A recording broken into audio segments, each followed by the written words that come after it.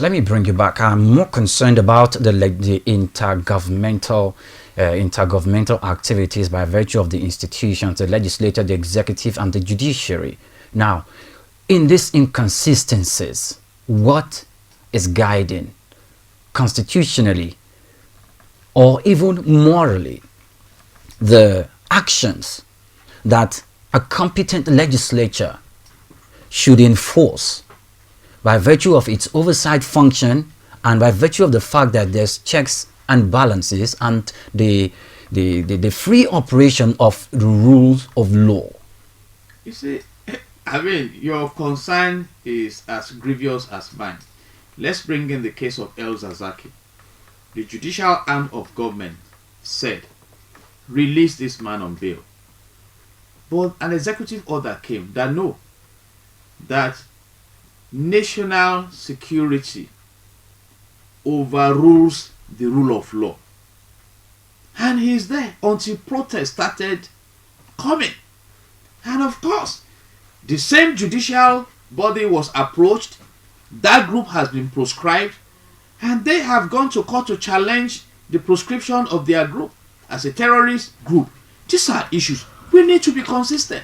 And of course, if a pronouncement comes from the judiciary and the executive chooses to disobey it, I mean, what would the legislature do in that case? The legislature, they are to make laws and carry out oversight functions. Yes. But they are so powerful. If the National Assembly shuts down, you've seen it happen in America, shuts down their operations for 1 month in protest of even, let's even say simple thing as electricity. That okay, until you provide electricity in Nigeria, we are not going to get involved. Then you leave the arm that thinks they can run the government alone to see how far they can go.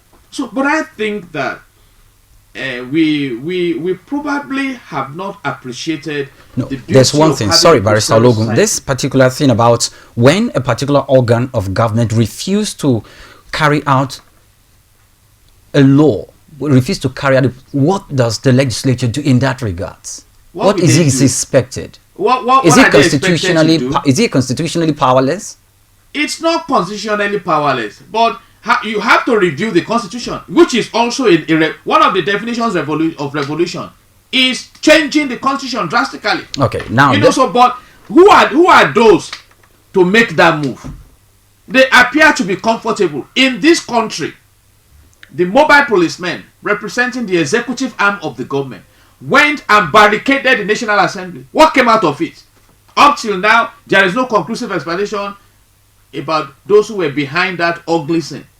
So what are we talking about? So but the National Assembly has the right to order or give an instruction to the executive to take, if to not only maybe to summon the Inspector General of Police, yes, or to dislodge him from office. They do have that right. Have you not seen the obvious and arrogant disrespect to the National Assembly by some organs of the executive arm of government? Okay, now you see, and again, like I always advise, all these stop at the table of the President and Commander-in-Chief of the Armed Forces. I like to repeat this phrase. You may not remember 14 out of the ministers that worked with President Shehu Shagari in the Second Republic, but you won't quickly forget that Second Republic was managed by President Shehu Shagari.